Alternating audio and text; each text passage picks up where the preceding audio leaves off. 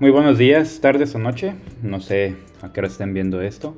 Vamos a continuar con este curso de inmunohematología básico en general de medicina transfusional y hoy toca hablar un poquito de pruebas de compatibilidad. Ya me conocen, soy el doctor Aldo Gutiérrez, soy el coordinador de inmunohematología, capacitación y enseñanza del Centro Estatal de la Transfusión Sanguínea y pues el día de hoy, como decíamos, veremos un poquito de pruebas de compatibilidad.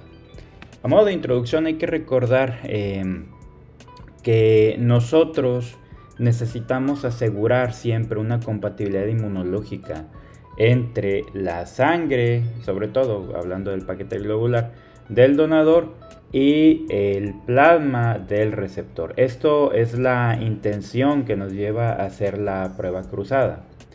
Pero desde un punto de vista más general, esta es o es el corazón, es la piedra angular de las pruebas inmunohematológicas, ya que en base a esto yo le puedo dar la seguridad transfusional, por supuesto hasta los limitantes que tiene la prueba, para hacer de forma in vitro lo que haré eventualmente con la transfusión. Para ello nosotros tenemos que seguir un protocolo. El protocolo de pruebas de compatibilidad es universal. Puede cambiar, ¿no? en algún lugar, pueden cambiar los formatos, pueden cambiar varias cosas, pero en general es de manera universal ciertos requerimientos. Por ejemplo, el tener una solicitud clara, bien llena, que tiene nombre del paciente, la cama, el diagnóstico, la indicación, junto con qué es lo que estamos solicitando, por supuesto, así como alguna condición médica que nos pueda ayudar, algún antecedente de importancia. Además de ello, haríamos ya con esto una selección y asignación del producto, no nosotros, sino en la parte clínica. ¿Sabes qué? Tengo mi paciente, tiene una anemia aguda, secundaria un sangrado, necesito un paquete globular. Tengo un paciente que tiene una leucemia aguda, tiene trombocitopenia grave, severa, necesito una aféresis plaquetaria, ¿no? Tengo un paciente que está en una coagulación intravascular diseminada, necesito aplicar tantos quiroprecipitados, ¿no? Cualquiera que sean las indicaciones. Entonces, ya que nos entregan este requerimiento, nosotros tenemos además que recibir la muestra. Algo que es de total importancia en el protocolo de prueba de compatibilidad es que la muestra esté adecuadamente llenada, ¿no? Que tanto el tubo esté con la cantidad mínima, por supuesto dependiendo del tipo de tubo, si es un pediátrico normalmente con un cc, si es un tubo estándar va desde los 3 hasta los 8 cc dependiendo del tipo de tubo, que no haya sido manipulada por supuesto, y algo que es vital, que esté completamente rotulada. Esto debe de tener concordancia con toda la papelería que tiene, ¿no? Desde el propio requerimiento de transfusión, pasando con la solicitud y los comprobantes de donación que a veces nos dan a cambio de la sangre. En caso de que sea de primera vez, esto no es completamente obligatorio, pero lo que sí tenemos que tener nuestra autorización por parte del paciente, es decir, un consentimiento informado, y toda esta papelería tiene que tener concordancia entre ellos, ¿no? Ya teniendo todo esto, revisamos el historial transfusional del receptor. Esto es importante porque nos habla del estado inmunológico que tiene. No es lo mismo transfundir a una persona de primera vez a transfundir a alguien que ya lleva 300 recepciones de sangre previas y que ya ha tenido alguna reacción transfusional, ¿no? Ya que tenemos todo esto, ahora sí procederíamos a hacerle el grupo ABO, que es la prueba directa e inversa a la muestra que nos trajeron del paciente, del receptor. Haríamos a su vez el grupo RH, haciendo, en este caso no hay necesidad absoluta de hacerle RH débil. Si ustedes quieren hacerlo, pues adelante. Sobre todo esto nos sirve en el donador, no tanto en el receptor. Eventualmente haremos un rastreo de anticuerpos irregulares y propiamente la prueba cruzada. Aquí está el algoritmo simplificado de esta situación. Entonces nos llegaría en la corona, ¿no? La muestra del paciente, grupo IRH que le haríamos, y comenzamos haciendo un rastreo de anticuerpos irregulares, ¿no? Este rastreo, dependiendo del resultado, nos da una disyuntiva. Si el rastreo es negativo, como suele ser en el 98% de los casos, podríamos generar una selección de la unidad compatible ABO y RH al requerimiento según lo que nos haya dado el ABO y RH respectivamente. En el caso de que el rastreo de anticuerpos irregulares fuera positivo, pues ahí sí tendría que ser un identicera, una identificación de anticuerpos irregulares, y de cualquiera de las dos formas yo terminaría dando una unidad que es ABO-RH compatible y por supuesto antígeno específico negativo en caso de un rastreo positivo. Es decir, a lo mejor encontré un rastreo en célula 1, 3 cruces, hago un identicera y determino que estamos ante un K1, un KEL, ¿no? Ok, si es el caso, entonces yo tendría que estar buscando un paquete globular, podría estar fenotipando con algún suero raro, en este caso anti-KEL, y aquellos que no me reaccionaran podría hacer el cruce, ¿no? O sea, es que ya hice el cruce, es compatible, perfecto, ahora sí pudiera dar, ¿no? Entonces ya en base a esto haría propiamente la prueba cruzada mayor y menor. Yo sé, estamos en red de banco de sangre, sé que pues en este curso hay personas que están fuera de la red del centro estatal, pero para aquellos que no lo están, no hemos estado utilizando la prueba cruzada menor por múltiples causas. Ahorita vamos a hablar un poquito qué es lo que es la prueba cruzada menor, pero si bien no la hemos estado haciendo, vamos a reintegrarla debido a que es una petición normativa. Ahorita les explicaré el por qué no la hacíamos. Para que, no les digo que los hagan ahorita, eventualmente se empezará a difundir cómo vamos a proceder con esto, pero la realidad es que es por una condición normativa, ya lo veremos más adelante. Entonces, cuando yo hago una prueba cruzada mayor y menor, dependiendo del resultado de lo que voy a hacer, si la prueba es negativa, como es lo que yo espero, ya podríamos asignar el hemocomponente, ¿no? Y ya que eventualmente se transfunde, y por supuesto durante todo esto de aquí vamos a hacer hemovigilancia.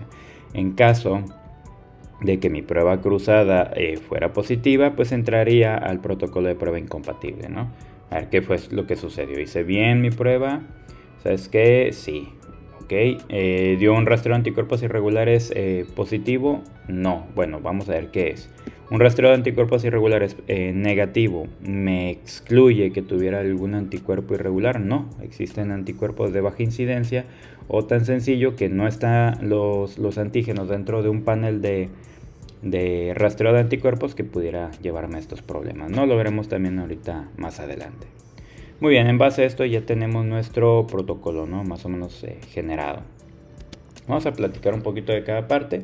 Aquí tendríamos la tipificación de ABO y de RH del receptor. Aquí, ¿qué es lo que haríamos? Pues haríamos primero una determinación del grupo ABO, y esto lo hacemos por parte de la prueba directa e inversa. Esto ya lo hemos visto en clases pasadas, pero hay que recordar un poquito que la prueba directa me determina antígenos del ABO en la membrana de los glóbulos rojos, y esto lo generamos con la aplicación de anticuerpos monoclonales, tanto anti-A como anti-B y anti-AB, ¿no?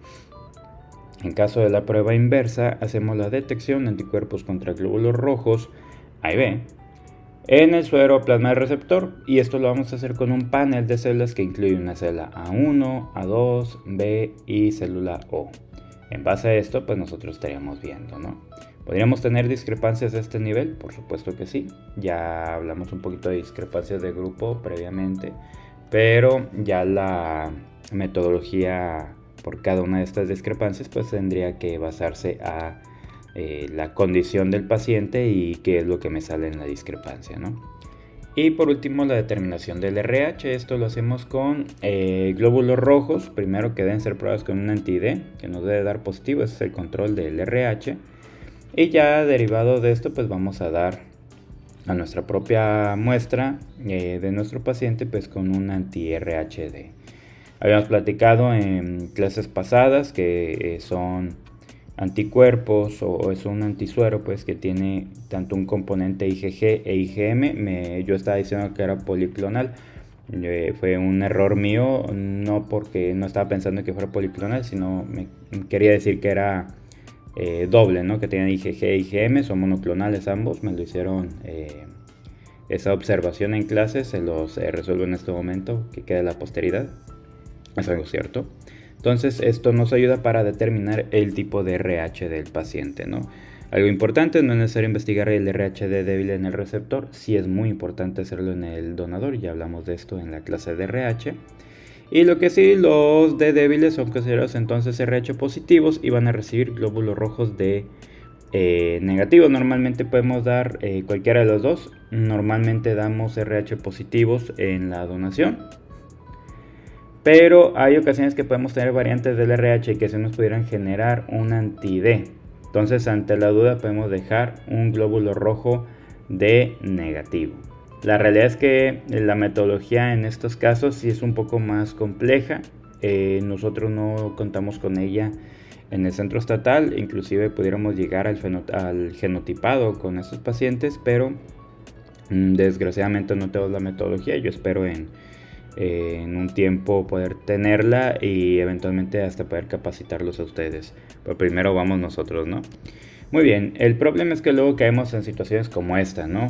En donde yo tengo un anti-A, 4 cruces, un anti-B que está ahí graniento, quizás más o menos, un anti-AB que se está claramente positivo, pero ojo aquí, un autotestigo positivo, ¿no?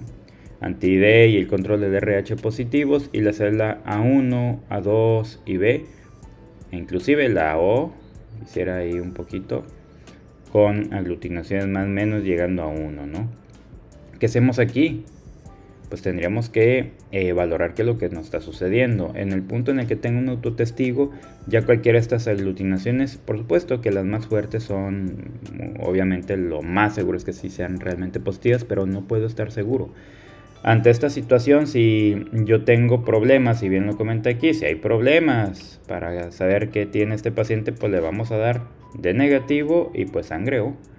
Si nos llega así el paciente y está grave, necesita sangre de forma urgente, tendríamos que dárselo al grupo, pues tendríamos que darle un O negativo. No significa que a todo paciente grave le vamos a dar O negativo, no. Si ya tenemos fenotipado al paciente y sabemos qué tipo de sangre es, pues le vamos a dar sangre a grupo, ¿no? Por supuesto, con sus pruebas cruzadas respectivas, a menos de que sea sangre urgente, entregáramos al grupo y se llevaran la sangre antes de terminar la prueba, pero eso no nos exime de terminarla, ¿no? Y hablando de pruebas, ahora sí tendremos que hablar de la prueba cruzada. Bien decía previamente que la prueba cruzada en general, tanto mayor como menor, es una prueba que nos ayuda a determinar la compatibilidad entre el receptor y el donador. Y esto es un ensayo in vitro, es decir, yo lo hago en laboratorio, lo que haría eventualmente al paciente, transfundir, ¿no? Y nos permite entonces conocer la afinidad inmunológica. Si existe afinidad, puedo transfundir al paciente con relativa seguridad, porque esto no exime de riesgos. Y si la prueba fuera positiva, es decir, si me está aglutinando, entonces aquí corre riesgo mi receptor, mi paciente. Por ende tengo que investigar qué es lo que está sucediendo. ¿Qué objetivos tengo con esta prueba? Pues es evitar una transfusión con una incompatibilidad, mayormente ABO, que es la más importante, inadvertida. ¿Por qué causa? Bueno, por la que ustedes gusten, ¿no? Desde que tengo un error en el fenotipado tanto del paciente, receptor, pues, como del donador, es decir, del paquete globular, por lo que ustedes gusten y manden, hasta alguna condición clínica que nos pueda dar problemas. Con esto, ¿qué es lo que yo voy a hacer? Me ayuda a detectar anticuerpos clínicamente significativos y que obviamente pues estos reaccionen con antígenos que exponen a los eritrocitos del receptor. Entonces, eritrocitos del donador, perdón. Entonces, en base a esto yo tengo varias metodologías para la prueba. Tenemos metodologías por medio de tubo, que es la más clásica, la más fácil de hacer hasta cierto punto, la que hay mayor accesibilidad, pero que tiene algunos problemas, sobre todo con la estabilidad de la reacción. Esta es una prueba completamente manual. Nosotros utilizaremos solución salina, antiinmunoglobulinas G, albúminas, podemos utilizar enzimas, podemos usar algún potenciador. Y tiene la ventaja, ya lo veremos más adelante, que podemos en ellas pues hacer técnicas especiales. Tenemos tarjetas de gel CUMS, tanto monoespecíficas como poliespecíficas, y ambas serían de una metodología semiautomatizada o inclusive automatizada. Algunos ya pipetean todo y nos quitamos de mucho trabajo. Y estas pruebas presentan 1 a 3 pruebas dependiendo del método utilizado, es decir, Hay algunas que uno entra con la prueba, termina toda la corrida y yo ya lo veo en una sola vez. O hay algunas que desde el punto de vista de prueba cruzada mayor sobre todo, me permite ver aglutinaciones a 22 grados, a 37 y luego después en fase de Coombs. Dependiendo del tipo de metodología es lo que yo estaría viendo, ¿no? En cuanto a estas metodologías, la prueba en tubo, pues como les decía, me permite generar pruebas especiales porque puedo manipular mi prueba, ¿no? Puedo agregar alguna macromolécula, puedo utilizar soluciones de baja fuerza iónica, puedo utilizar agentes de enzimáticos que me permiten valorar la presencia de algún anticuerpo irregular o de algún antígeno de superficie y demás cosas, ¿no? Pero tiene una gran desventaja, que la aglutinación es inestable, es decir, yo la voy a ver de forma muy pasajera, a menos de que sea 4 cruces, que esto no se va a desbaratar con nada. El resto sí sería inestable y entonces esto va a requerir de una manipulación y una lectura muy cuidadosa por el operador. Existe otra que es la técnica en fase sólida. Esta se hace en pocillos los cuales va a tener antígenos eritrocitarios o anticuerpos inmovilizados en las paredes de la microplaca. Entonces va a caer la muestra por fuerza de gravedad hacia el centro y dependiendo de lo que yo vea, si me está aglutinando el centro o se mantiene completamente sólido todo, entonces yo pudiera decir, ¿sabes qué? Está negativo, está positivo. Sin embargo, este tipo de prueba no se utiliza de forma extendida ya en los bancos de sangre. Sí podemos hacer, por supuesto, prueba directa en placa. De hecho, se suele hacer, por ejemplo, en el centro estatal, lo hacemos en plaquitas no es de vidrio, son de plástico. Usamos las plaquitas de valoración para Brucela, para hacer nosotros los grupos directos para valoración pre-donación, cuando hacemos selección de donadores por grupo, pero no más allá de ello. Por supuesto existe la metodología, pero no es algo que hagamos de forma consecutiva, ¿no? Y tenemos pues la que sí se usa en todos lados, que son las técnicas en aglutinación en columna de gel. Hay tanto de columna de gel como también de microesferas de vidrio. Funcionan igual, aunque las microesferas de vidrio nos pueden mover los eritrocitos y tiene la inestabilidad propia de hasta un tubo, ¿no? Esta es una técnica con una aglutinación mucho más estable. Nos ayuda a hacer muchas pruebas a la vez. Y sobre todo, como es una prueba que está con una metodología mucho mejor, desde el punto de vista técnico, hasta no se supone que podemos obviar hasta el lavado de las células en las pruebas de antiglobulina humana. La verdad es que nosotros seguimos lavándolas por miedo a veces, si es posible, si lo hacemos en tubo. Si no, se puede hacer esta metodología sin necesidad de lavado y nos ayuda, pues también nos ahorra tiempo. Pero tiene un inconveniente, que estas tarjetas no podemos manipularlas, a diferencia de las pruebas con tubo, ¿no? Ahora sí, ya hablando un poquito de lo técnico, vamos a hablar de las técnicas. Yo sé que ustedes en su mayoría utilizan técnicas en tarjeta de gel.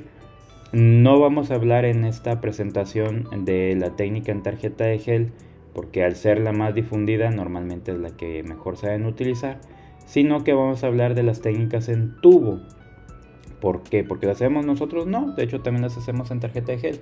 En tubo porque al conocer que es lo mismo, la verdad es prácticamente el mismo concepto, las dosis o las cantidades a utilizar sí son diferentes, pero es prácticamente la misma proporción en todo. Pero al conocer la prueba cruzada en tubo, las pruebas en tubo tienen la versatilidad de hacerlas pues prácticamente sin electricidad, sin nada, en una condición de hecatombe, y nos ayuda, ¿no? Porque puede ser, ¿no?, que llegue el momento en el que estén trabajando en algún banco, en un servicio de transfusión que no tenga pruebas en tarjeta y aún así pudieran generar el trabajo sin problemas, o inclusive en sus propios hospitales, ¿no? Entonces la prueba cruzada menor, esta es una prueba de salina rápida, es rápida, como dice el nombre. Y esto, ¿cuándo la vamos a hacer? Se tiene que hacer cuando yo voy a transfundir algún componente que contenga plasma, mayormente el propio plasma, ¿no? Utilizaríamos 2 volúmenes de plasma o suero del donador, normalmente sería plasma, ya que si fuera suero pues de nada me va a servir tener un paquete que no contenga los factores de coagulación. Esa es la diferencia entre plasma y suero. El plasma tiene los factores de la coagulación intactos o preservados, y el suero no. El suero ya los tiene consumidos, ¿no? Y aquí vamos a utilizar entonces 2 volúmenes de plasma y lo vamos a enfrentar contra un volumen de eritrocitos del receptor. Ojo, aquí comenzamos a hablar de diluciones. Los eritrocitos del receptor tendrían que estar al 5% y estarían lavados, ¿no? Estos eritrocitos. ¿Esto para qué me sirve? Me sirve para determinar la incompatibilidad de ABO, pero entre el plasma y el receptor, es decir, entre el donador, plasma del donador, a eritrocitos del receptor. ¿Por qué nosotros no hacemos esto? Por lo siguiente, la intención, o no hacíamos esto, la intención de la prueba cruzada menor es evitar la generación de problemas aloinmunes por alguna condición de que el plasma del donador tuviera algún anticuerpo irregular, algún anticuerpo que nos diera problemas. Y si nos ponemos a pensar cuáles son los únicos pacientes o los únicos donadores que pudieran tener algún anticuerpo irregular, serían mujeres que han tenido embarazos y personas que han sido transfundidas. En base a esto, nosotros en la selección del donador, el plasma de estas personas, el plasma de mujeres que han tenido embarazo y personas que han sido transfundidas o que hayan recibido algún trasplante, que es algo exageradamente más raro, lo vamos a desechar, se le da destino final. Y el plasma que mantenemos sería en teoría de personas que no han sido aloinmunizadas.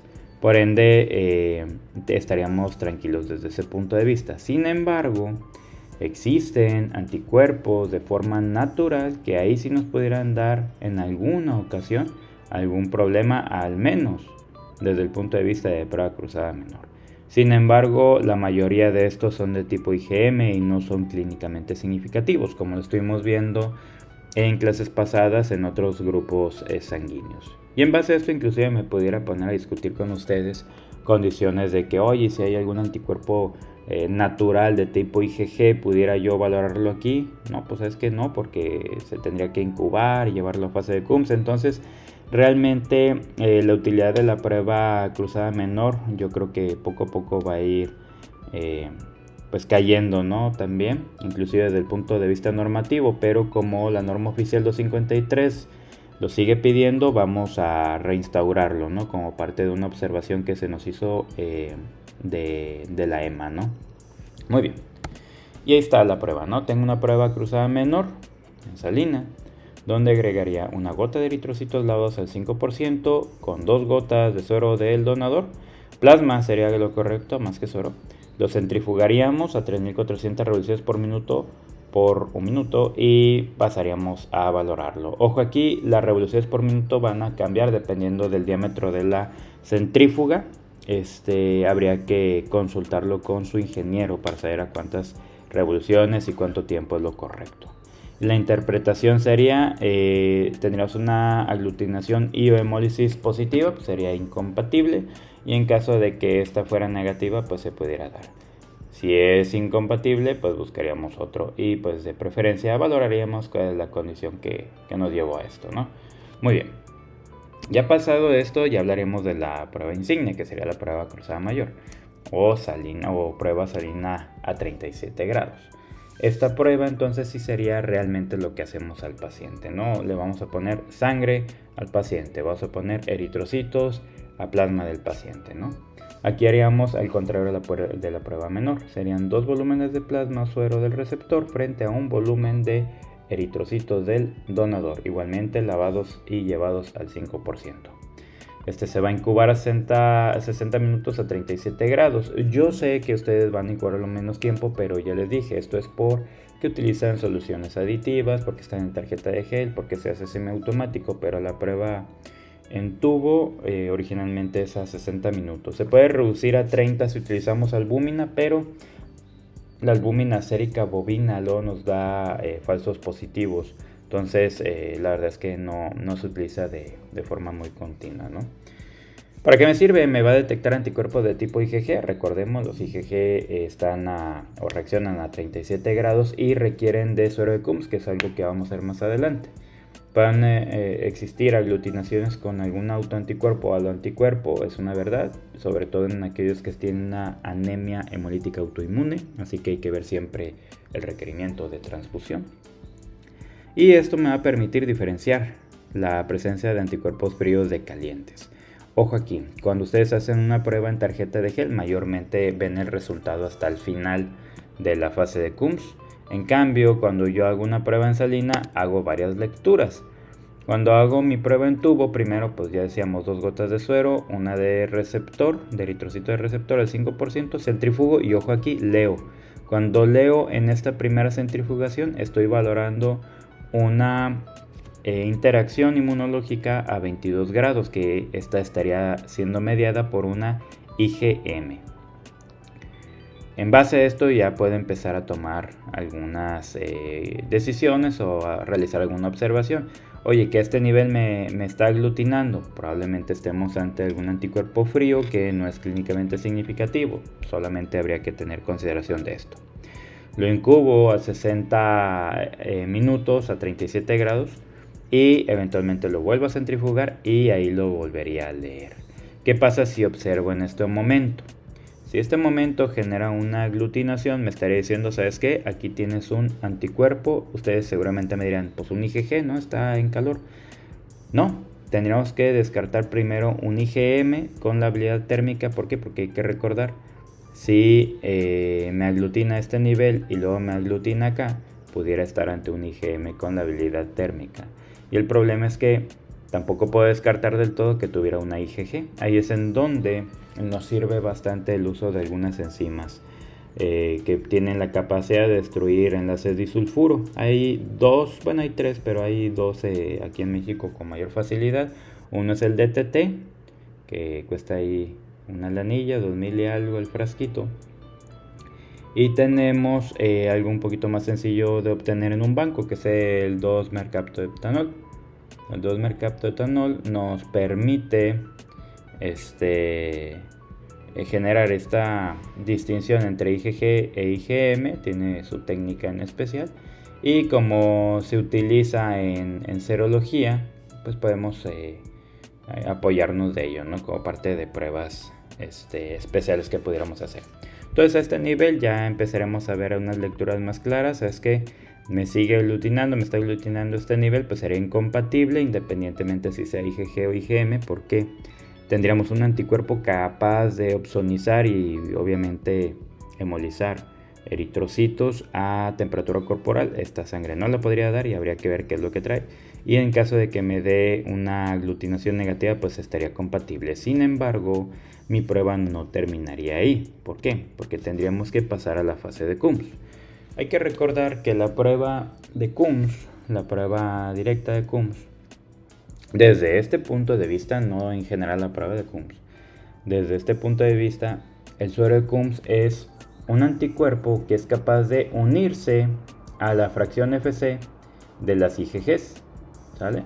Y al tener esta capacidad, entonces nos revelaría, nos evidenciaría eritrocitos que estuvieran estar opsonizados, por anticuerpos, y estos de naturaleza IgG. Entonces, en base a esto, ahora sí yo tendría que, a mi prueba que previamente ya había generado, continuar con la metodología, que ahí a lo que me había quedado resultante le haría 3 lavados. Y esto porque si teóricamente tengo ahí algún anticuerpo de tipo IgG, a lo mejor ya con toda esta incubación y demás ya están sensibilizados los eritrocitos, es decir, ya están opsonizados, pero esto no quita que existieran anticuerpos libres, que si yo aplico mi suero de Coombs a estos, pudiera darme negativo porque se unirían anticuerpos libres en lugar de generar esta red de eritrocitos a través de la unión con estos fracciones FC, ¿no? Entonces hago estos 3 lavados. Al final del tercer lavado pues descarto todo en un papel absorbente, y la gotita que me queda al fondo de eritrocitos ahí pegadita se le van a agregar 2 gotas de suero de Coombs. Mezclamos, centrifugamos y leemos. Y este es el último paso, ¿no? A nivel de aquí, después de toda mi prueba que duró un poco más de 1 hora, ya pudiera decir, ¿sabes qué? Mi prueba es compatible, mi prueba es incompatible. en base a si existe o no aglutinación. Y con todo ello, entonces nosotros empezaríamos a decir, bueno, tengo una prueba compatible, no hay problema, se va a transfundir. Pero si esta es incompatible, habría que investigar el por qué. El porqué de una prueba incompatible, una prueba cruzada mayor difícil, es complicado, es complejo, porque tenemos que analizar un montón de cosas. Desde algún anticuerpo irregular que no pude detectar en mi panel de aglutinación previo, en mi panel de rastreo de anticuerpos irregulares, hasta errores técnicos de uno mismo, la presencia de algún antígeno de baja prevalencia, la presencia de alguna sustancia en el suero, en el plasma y lo que gusten y manden. El problema aquí es que no les puedo dar como un protocolo de cada una de las cosas, porque va a depender del resultado de la prueba y del estado clínico del paciente y la sospecha clínica, ¿no? Si estamos ante una anemia hemolítica autoinmune, pues ninguno va a ser compatible. Si estamos ante algún anticuerpo de baja incidencia, pues habría que investigarlo. Si estamos ante alguna situación en la que el paciente tiene, se usó algún expansor de plasma, alguna otra situación, probablemente también nos haya dado problemas en la prueba directa e inversa. Entonces es una infinidad de probabilidades, ¿no? Para ello también nos ayuda un poquito el autotestigo, que el autotestigo no es otra cosa más que eritrocitos del paciente más el propio suero del paciente o del medio en el que se esté generando la prueba. Esto me ayuda para detectar la presencia de autoanticuerpos, alguna normalidad sérica, la presencia de rouleau, o además de esto como un control de la prueba, ¿no? Y como les decía, se puede hacer no solamente con el suero del paciente, sino en algún medio salino, albuminoso o de suero con lo que nosotros estemos utilizando en las fases en las que estamos trabajando, ¿no? ¿Qué pasa si me da un autotestigo positivo? Pues bueno, primero que nada, pues aquí sí sería primero evaluar qué es lo que ha tenido el paciente previamente. Es muy común que tengamos algún autotestigo positivo si el paciente fue transfundido recientemente. Y esto puede ser por anticuerpos que estén pegados, ¿no?, a los eritrocitos de la sangre transfundida. También puede ser que haya sido transfundido en días previos con plasma o plaquetas que no eran isogrupo y que también generaron anticuerpos del donador. También pudiera dar una prueba positiva. Y en el caso de que tenga un paciente que no se ha transfundido nunca, que ya se transfundió la última vez hace 4 meses o más, habría que investigarle, hacerle una prueba de CUMS directo y pues determinar si no estamos ante una anemia hemolítica autoinmune, ¿no? Y solo para recordar, cuando hacemos una selección de unidades, tanto de sangre como de plasma, de eritrocitos como de plasma, pues hay que recordar, ¿no?, clásicamente qué es lo que tienen los eritros y qué es lo que tiene el plasma. Los eritrocitos entonces tendríamos antígenos A en el grupo A, antígenos B en el grupo B, antígenos A y antígenos B en el grupo AB, y no habría antígenos entre comillas, sabemos que está el antígeno H, pero todos tienen antígeno H en el grupo O. Recordemos a nuestro maestro Landsteiner: yo genero anticuerpos contra lo que no tengo. Y tenía razón. El A que no tiene, pues no tiene B, haría anti-B. El B que no tiene A, haría anti-A. El AB tiene los dos, en la otra parte de la ley de Landsteiner. Y no genero anticuerpos contra lo que sí tengo. Tengo los dos, pues no genero ninguno. Y el O tendría H, todos, insisto, todos tendrían H, pero no tiene ni A ni B, entonces hace un anti-A y un anti-B, ¿sale? Y en base a esto ya podemos hacer la selección de primera, segunda, tercera y cuarta opción desde el punto de vista del ABO, el RH lo veremos en un momento más, del concentrado eritrocitario y del plasma fresco congelado, ¿no? Tenemos: mi paciente es O. Primera opción, le doy sangre O, es compatible. Siempre la primera opción, vean esa isogrupo. La segunda opción, por ejemplo en el A, sería O. ¿Por qué? Porque el O no tiene antígenos en su superficie y el A que genera el paciente. El A genera anti-B. Ahí está, ¿no? Voy para atrás, perdón. Genera anti-B. Y la sangre O no tiene antígeno B, por ende lo puedo aplicar. En el caso del B sería lo mismo, isogrupo primero y después una sangre que no tenga antígeno A, porque el B hace anti-A. En el caso de la B, que no genera ningún tipo de anticuerpo, pues le podemos dar de cualquier tipo. Lo damos en este orden: primero AB, luego A, luego B y luego y esto lo hacemos sobre todo por stock, para que no nos vaya a dar ningún problema de que se nos estén rezagando sobre todo sangre B, que es de las que se pueden caducar con facilidad. Se pueda optimizar, ¿no?, la sangre. En el caso del plasma hay que pensar de la misma manera, pero al revés, es decir, qué antígenos tiene los eritrocitos de mi paciente, que serían estos de aquí, y el plasma que le estoy dando, qué anticuerpos tiene. Por ejemplo, en el caso del O, ¿qué antígenos tiene los eritrocitos O? Pues ninguno, ¿no? H ya decíamos, pero todos tienen H. Veámoslo técnicamente como ninguno. Primera opción siempre sería isogrupo y después, ok. ¿Le puedo dar plasma de tipo A? Sí, porque el plasma A tiene anti-B y el O no tiene B. ¿Le puedo dar plasma B? Sí, porque el plasma B tiene anti-A y el O no tiene A. ¿Le puedo dar plasma AB? Sí, porque el AB ni siquiera genera anticuerpos, por ende no le da problemas. En el caso de la sería la misma situación, primero isogrupo y luego plasma AB. ¿Por qué? ¿Le puedo dar plasma O? No, porque el plasma O tiene anti-A y anti-B. Ese anti-A atacaría, ¿no?, los antígenos de estos eritrocitos. El plasma B pues definitivamente no sería agradable para esto porque tiene anti-A. Y en el caso del plasma AB no tiene anticuerpos, por ende puede ser una opción. En el caso del B sería lo mismo, y en el caso de AB aquí solamente le podemos dar plasma AB. ¿Cuál es la razón? Porque los eritrocitos AB tienen tanto antígeno A como antígeno B. Si yo le doy plasma O, el plasma O tiene anticuerpos anti-A y anti-B, lo destruyen, ¿no? Si le doy plasma A, tiene anti-B y entonces destruye la parte B. Si le doy plasma B, tiene anti-A, entonces destruye la parte A. Esta es la condición con la cual yo puedo generar una correcta transfusión de plasma fresco congelado. ¿Qué hay por la parte del paquete globular, pero desde el punto de vista del RH? Que está relativamente sencillo. Cuando valoramos el RHD, nosotros damos primero RHD positivo para el positivo y en segunda opción negativo. Aquí no pasaría absolutamente nada. Hay lugares que tienen la idea de que si le doy sangre negativa a un positivo generaría algún tipo de anticuerpo. Es incorrecto. ¿Cuándo sí se generaría? Al revés, si yo tengo mi receptor negativo y le doy sangre positiva, y sí generaría. Por ende, la primera opción del RHD negativo sería pues RHD negativo, y la segunda opción no debería existir a menos de urgencia.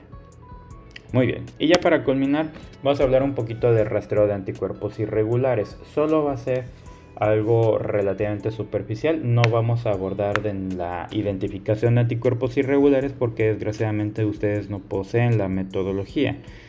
Yo espero en un futuro tener también un curso intermedio para aplicar pues técnicas especiales, identificación de anticuerpos irregulares y demás, pero no me gustaba o no quería dejar esto que pasaba por desapercibido, ya que ustedes al menos ya hacen un poquito de rastreo.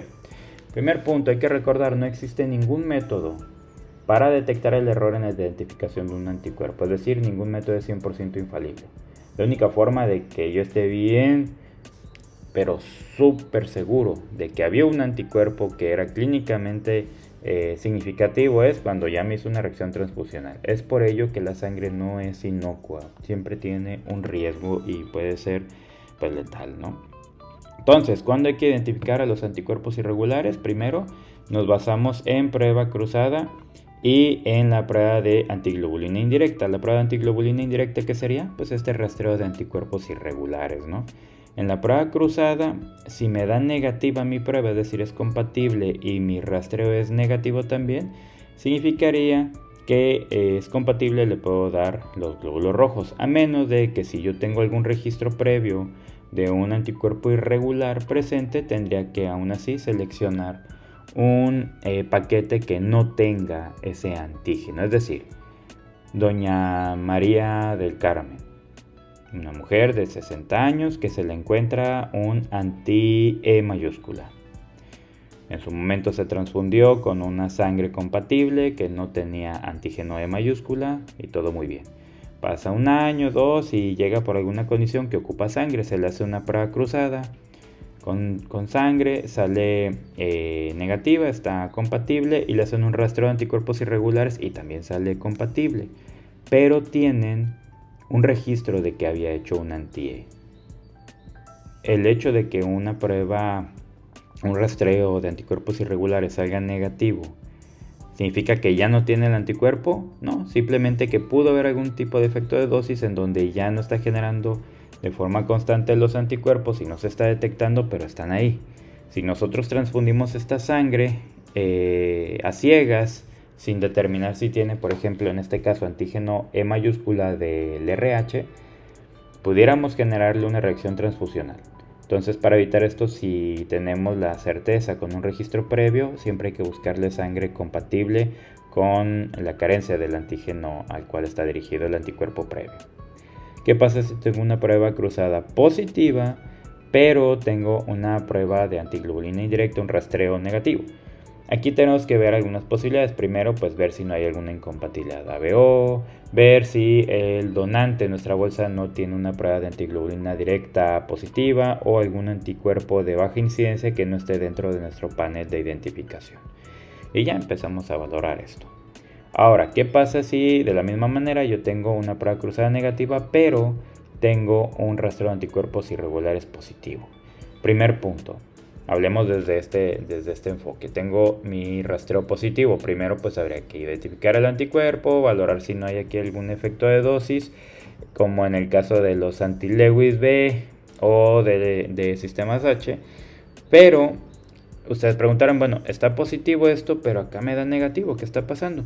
Bueno, hay una cuarta opción, y que hay veces que tenemos esa suerte, que aunque tiene un anticuerpo irregular, el paquete que yo seleccione carece de ese antígeno, que eso es lo que finalmente haríamos, ¿no? En una condición de urgencia, pues inclusive pudiéramos dar la sangre. Lo que sí es ideal es siempre identificar el anticuerpo. Y no se diga pues en la condición en la que yo tengo una prueba cruzada que es positiva, es incompatible, y un rastreo que también es positivo. O sea, ahí el problema es que sí hay un anticuerpo irregular, y que el eritrocito, el paquete globular que estoy valorando, pues tiene ese antígeno en la superficie de los eritrocitos, ¿no? Identificamos entonces el anticuerpo y eventualmente hacemos la selección del glóbulo rojo que tenga el antígeno negativo, y eventualmente se volvería a cruzar. Y para prácticamente terminar, pues ¿para qué me va a servir identificar el anticuerpo? Bueno, esto me sirve para asignar un significado clínico y para buscar anticuerpos adicionales en aloinmunizados, porque hay veces que me da un rastreo positivo, pero esto no significa que solo tenga un anticuerpo. Puede tener 2, 3, 15, no lo sé. Normalmente no pasan de 3 y nosotros nos empezamos a tronar los dedos para ver que esto no sea una complicación, ¿no? Para ello vamos a darle entonces un significado clínico. Decíamos, un anticuerpo con significado clínico sería aquel que es capaz de ¿qué? De producirme una hemólisis posttransfusional, generarme una enfermedad hemolítica del feto o del recién nacido, o que me pueda dar algún daño a algún tejido trasplantado. Entonces, si el anticuerpo al cual estoy determinando me puede generar esto, es clínicamente significativo. Decíamos que la incidencia es baja, afortunadamente, pero no es cero. Sabemos que del 100% de las pruebas que hagamos, 98 van a salir negativas. Y van a decir, bueno, pues todo este rollo para un 2%, pues sí, porque recuerden que la cantidad de pruebas que se hacen en los bancos de sangre es alta. Y tener 2 personas de cada 100, pues no hacen 100 pruebas cruzadas en un año, ¿verdad? Hacen muchísimas. Entonces sí tenemos una cantidad que le da soporte a hacer estas técnicas, ¿no? El 8.4% desarrollan anticuerpos entre las primeras 2 y 24 semanas de haber sido transfundido. Todo va a depender del tipo de antígeno al cual fueron expuestas. No es lo mismo, no sé, por ejemplo, estar expuesto al antígeno D, por ejemplo, en donde decíamos que el 85% de los receptores generarían un anticuerpo a la donación, o sea, a la transfusión de sangre, cuando se haga esto.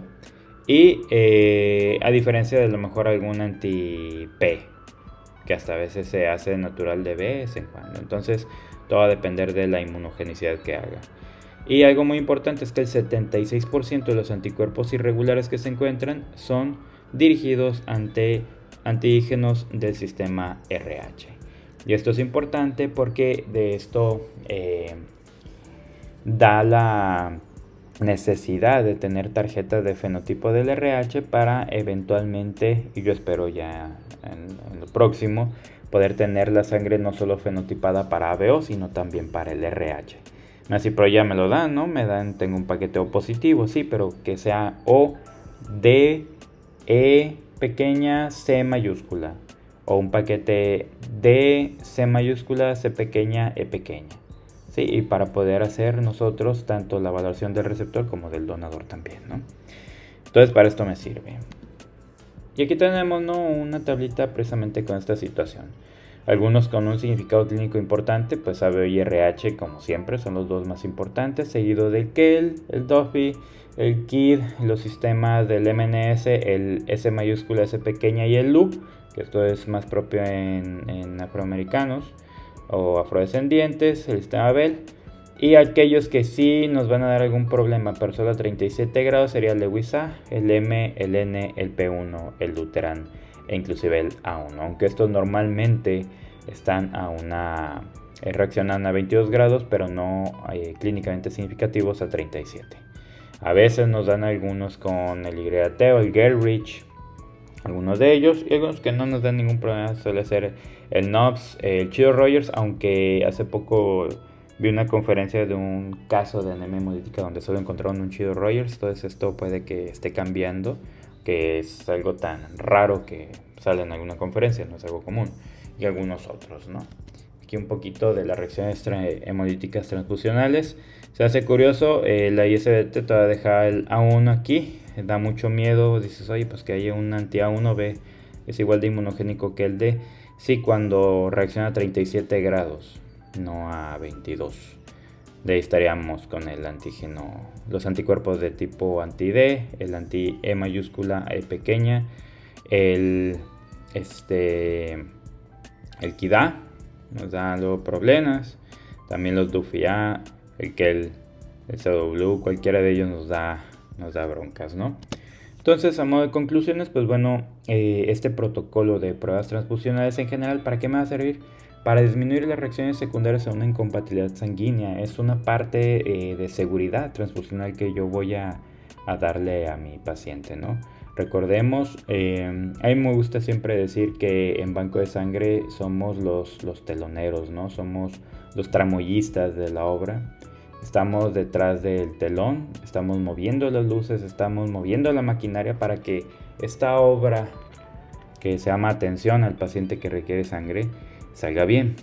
Porque recuerden, en una obra en donde los tramoyistas se vean, donde el telonero se vea, va a perder la magia, ¿no? Si todo el personal de banco de sangre se ve en el hospital porque hay un problema, es un problema, ¿no? Entonces, yo en algún momento les dije, la medicina transfusional empieza a volverse, desde el punto de vista clínico, aburrida porque todo sale muy bien. Bueno, sale todo muy bien porque hacemos muy bien nuestro trabajo, o la intención es hacerlo bien para que no se haga divertida. Ay, qué entretenido tener un paciente con trali, ¿no? O qué entretenido tener un paciente con una anemia hemolítica derivada a una incompatibilidad ABO, Dios mío.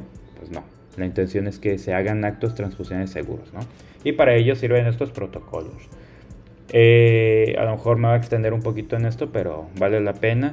No se sientan mal si ustedes recogen una muestra, un tubo que esté mal rotulado y lo decomisen y lo tiren. No se sientan mal si le dicen al médico, al estudiante, al interno, al residente, al director del hospital, al presidente de la república: no te voy a aceptar esto porque hay una discrepancia entre tu papelería y tu tubo. Oye, esa es una tontería. Que no la es, porque estos protocolos salvan de verdad las vidas. Porque aún con un protocolo adecuado pueden haber problemas detrás de la ventanilla, porque a lo mejor el médico tomó la muestra de otro paciente y se equivocó y la rotuló el mal. Y como nosotros no estamos viendo al paciente, tenemos que fiarnos de lo que esté del puño y letra del médico, de la etiqueta. Entonces, si hay algún error, desde ahí nosotros no debemos cometer error, ¿sale? Sé que puede ser frustrante, pero así tiene que ser, porque es la única forma de darle seguridad transfusional, pues, a nuestros pacientes, ¿no? Entonces deben incluir, por supuesto, este protocolo, pues el grupo directo, inverso, el receptor, el rastreo de anticuerpos irregulares, identificación en caso necesario, pues las pruebas cruzadas, ¿no? Y por supuesto, en caso de que una unidad sea incompatible, se debe buscar la causa de la misma. Es así, si yo tengo una unidad incompatible, no hay que transfundirla, a menos de condiciones muy específicas, por ejemplo alguna anemia hemolítica autoinmune, ahí pues todo va a ser incompatible, pero siempre va a tener la autorización del médico, porque a final de cuentas no es que él tenga la razón o que el equipo médico tenga la última palabra, no, porque el acto de la transfusión es un acto médico, por ende tiene que ser supervisado, autorizado e indicado por un médico. Nuestro trabajo queda de la ventanilla para atrás, del laboratorio para hacer nuestras pruebas y demás, pero de la ventanilla de entrega para adelante, responsable del médico. Si yo lo entregué a las 8 de la noche y el paquete llegó a las 3 de la mañana, no es mi responsabilidad, es responsabilidad de alguien más. Si yo hice mis pruebas de forma correcta, hice todo perfecto y no había ningún tipo de incompatibilidad con la muestra y con el paquete y con todo, pero se lo transfunden a alguien que no era y el paciente desgraciadamente fallece por esto, no es nuestra responsabilidad porque hicimos todo correcto. Pero si me traen una muestra que está con errores, que está con otro nombre y que lo corrigen en ese momento, que la muestra es insuficiente y aún así decido yo hacer las cosas, ahí sí es nuestra responsabilidad. Entonces, a modo de final, ¿no? Comentario final, este protocolo de pruebas de compatibilidad va más allá a la técnica de hacerlo. Entra directamente en ofrecerle seguridad transfusional al paciente que voy a transfundir. Y todo comienza con una correcta solicitud y por supuesto un tubo que esté bien rotulado. Cuídense mucho, chicos, vamos a continuar con las pláticas durante estos días. Este es el tercer día del curso de inmunohematología básico de medicina transfusional y continuaremos. El siguiente tema a valorar lo dará la química Alim. Ella es la encargada del sistema de gestión de calidad del Centro Estatal de la Transfusión Sanguínea y nos hablará un poquito del control de calidad interno y externo. La verdad es que es un tema muy interesante y vale mucho la pena poner atención. Nos veremos en otras pláticas. Hasta luego.